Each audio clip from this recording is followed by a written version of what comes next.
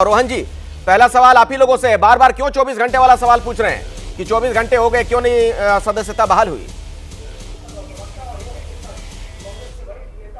अखिलेश जी 24 घंटे का सवाल बार बार इसलिए पूछ रहे हैं, जब लोअर कोर्ट का ऑर्डर आया और इमीडिएटली अगर लोअर कोर्ट के ऑर्डर को मान रखते हुए स्पीकर साहब इमीडिएटली अगर सांसद पद का निलंबन कर सकते हैं, तो आज सुप्रीम कोर्ट के ऑर्डर का मान रखते हुए वही त्वरितता क्यों नहीं दिखा रहे? ये कहा जाता है कि बीजेपी का तो इससे कुछ लेना देना नहीं है, तो अगर लेना देना नहीं होता तो स्पीकर साहब दिखाते।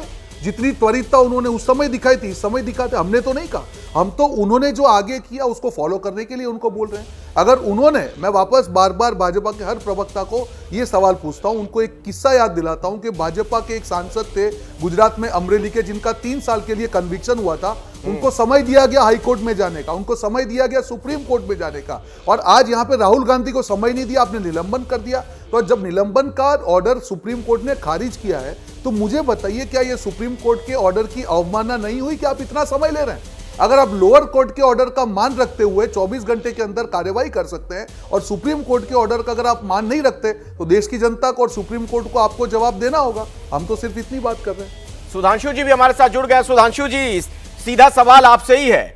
रोहन गुप्ता तो यहां तक कह रहे हैं कि सुप्रीम कोर्ट का जो आदेश है उसकी अवमानना है।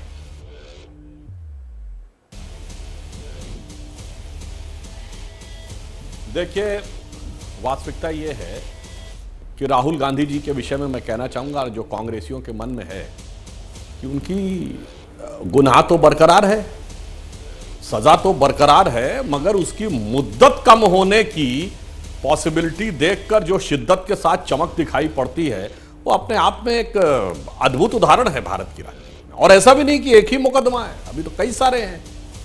संघ के बारे में इन्होंने महात्मा गांधी जी की हत्या को लेकर जो कर रखा है उसमें मुकदमा फेस कर रहे हैं। गौरी लंकेश की हत्या को लेकर संघ के बारे में बोल रखा है, उसमें मुकदमा फेस कर रहे हैं। 2-3 और भी हैं। तो मुझे लगता है कि कांग्रेस पार्टी की मनह स्थिति आज किस स्थिति में है वो समझा जा सकता है। इनके 2 शीर्षस्थ नेता भ्रष्टाचार के एक मामले में जमानत पे हैं, और राहुल गांधी जो अब इनके डिफैक्टो सर्वोच्च नेता हैं, उनकी सजा बरकरार है, बट मुद्दत कम होने की थोड़ी सी संभावना दिख रही है, तो उससे ये चहकते हुए नजर आ रहे हैं। तो मुझे लगता है कि इनको ज्यादा गंभीरता से इस पर विचार करना चाहिए कि यह परिस्थितियां क्यों हुई। और एक और बात मैं कहना चाहूंगा, आज एक बड़ा फ्रेज यूज कर रहे हैं कांग्रेस के, आंधी है, राहुल गांधी आ गए हैं, अब ये आंधी बन के आएंगे। अखिलेश जी, मैं कहना चाहूंगा ये आंधी पहली बार नहीं आ रही है, ये 2 बार और आ चुकी है। 2014 के चुनाव से पहले राहुल गांधी जी कांग्रेस के उपाध्यक्ष बन गए थे, एक प्रकार से उनके ही नेतृत्व में चुनाव था। ऐसी आंधी उल्टी पड़ गई भाई, वो आंधी की धारा उलट गई और वो तूफान बन के कांग्रेस पे गिरी, 44 सीटों पे आ गए। अब आइए उसके बाद 2019 के चुनाव में तो सीधे राष्ट्रीय अध्यक्ष बन गए थे, 2018 आते आते। अब फिर आंधी ऐसी उल्टी पड़ी कि 52 सीटों के ऊपर आ गए, और ऐसी स्थिति पड़ी कि अपनी सीट नहीं बचा पाए उत्तर प्रदेश में।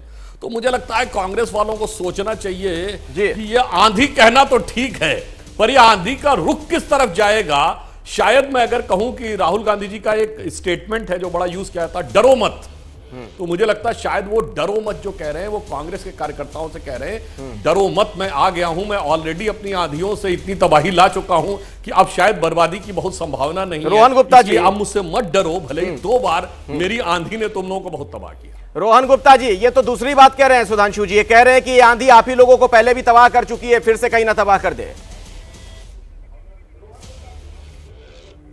अखिलेश जी, मैंने बहुत पॉइंटेड सवाल पूछा, आपकी डिबेट काफ़ी लोकप्रिय है। मैंने बहुत पॉइंटेड सवाल पूछा। ये आंधी भूतकाली चले जाते हैं बेचारे अच्छे व्यक्ति, पर करे कि आज जवाब देने के लायक तो है नहीं। मैंने टेक्निकल सवाल पूछा कि अगर आपने उनका निलंबन रद्द करने में समय नहीं लगाया, तो निलंबन को वापस करने के लिए आप बताइए ना क्यों समय लग रहा है आपको। फिलहाल अभी उन्होंने कहा शिद्दत और मुद्दत।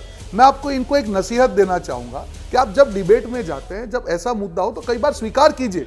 और मुझे तो अखिलेश जी ये चीज समझ नहीं आती कि इनके कौन है सलाहकार, कौन बीजेपी की नैया को डुबोना चाह रहा है, कौन मोदी जी की इमेज खराब कर रहा है, कौन भाजपा की प्रतिष्ठा खराब कर रहा है। कि जिनको मालूम है कि ये जो केस है जब सुप्रीम कोर्ट में आएगा उसका कोई स्टैंडिंग नहीं है। इनको मालूम है कि सुप्रीम कोर्ट में जिस प्रकार से 2 साल से ज्यादा सजा दी गई वो सुप्रीम कोर्ट में स्टैंड नहीं करेगी, फिर भी उनकी सदस्यता को निलंबन किया, बंगला लिया। इतना बड़ा मौका कांग्रेस को दे दिया इन्होंने, राहुल जी को दे दिया। मुझे लगता है कोई बेवकूफ ही होगा अगर ये स्ट्रेटेजी बीजेपी की बना रहा है। सुधांशु जी जरा चेक कीजिए आपके वहां पे कोई विभीषण तो नहीं है, क्योंकि मुझे लगता है बिल्कुल मैं बोल रहा हूं अगर इतनी बड़ी रणनीतिक चूक भाजपा कर रही है, रोहन गुप्ता कह रहे हैं कि आपके यहाँ कोई विभीषण है, कौन इस तरह की सलाह आप लोगों को दे रहा है?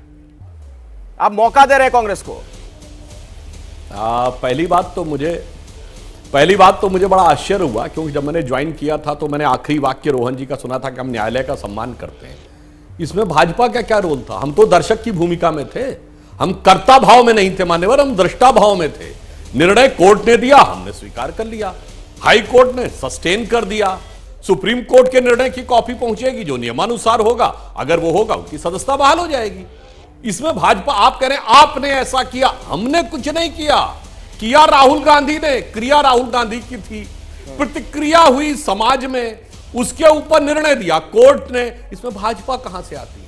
और एक नहीं अनेक बार बोल चुके हैं। और पुनः मैं कहना चाहता हूं कि अगर आपको मान सम्मान की बात है, आप कह रहे हैं कौन सलाह देता है, तो मैं याद दिलाना चाहता हूं, ये राहुल गांधी जी तो जाके अभी 3 महीने पहले की तो बात है ना, जब लंदन में जाके बोले थे कि भारत में लोकतंत्र समाप्त हो गया है, सारे के सारे इंस्टीट्यूशंस डिमोलिश हो गए। इवन उनसे प्रेस कॉन्फ्रेंस में भी पूछा गया कि आप कोर्ट के बारे में भी कह रहे हैं, तो उन्होंने कहा हां मैं इंक्लूडिंग कोर्ट कह रहा हूं। और कल अभिषेक मनु सिंघवी जी ने क्या कहा, साहब ये डेमोक्रेसी की जीत हो गई है। तो अब मैं पूछना चाहता हूं, आप कर्नाटक जीते हैं और यह निर्णय आपके अनुसार आपके पक्ष में आया, यद्यपि सजा बरकरार है। अब बताइए, डेमोक्रेसी भारत में वाइब्रेंट है, न्यायपालिका वाइब्रेंट है या नहीं? अगर नहीं तो आप समाज के अपमान के गुनाह की मुद्दत से तो कम हो रहे हैं, पर देश की अपमान का टीका आपके ऊपर चस्पा हो गया। ठीक है, मैं जवाब लेता हूं। यानी अब साफ हो गया कि आप राजनीतिक नफे नुकसान के लिए पूरे देश के गुनाहगार होने को तैयार। और सवाल देखिए रोहन गुप्ता जी, ये भी है, माफी मांगनी चाहिए कि मैंने गलत कहा था, डेमोक्रेसी नहीं हुई है। ठीक है। जैसे ही घड़ी का काटा दोपहर 2:30 पे आए, बबीता जी का दिल सास बहू साजिश के लिए मचल जाए। और ये है इनकी बहू, पूरे दिन ऑफिस की टेंशन हो जाए गॉन जब ये करें अपना फेवरेट शो फ्री टाइम पे ऑन। इनकी तरह आप भी देखिए अपना फेवरेट शो अपने टाइम पर और डाउनलोड कीजिए एबीपी लाइव ऐप अपने स्मार्ट टीवी पर।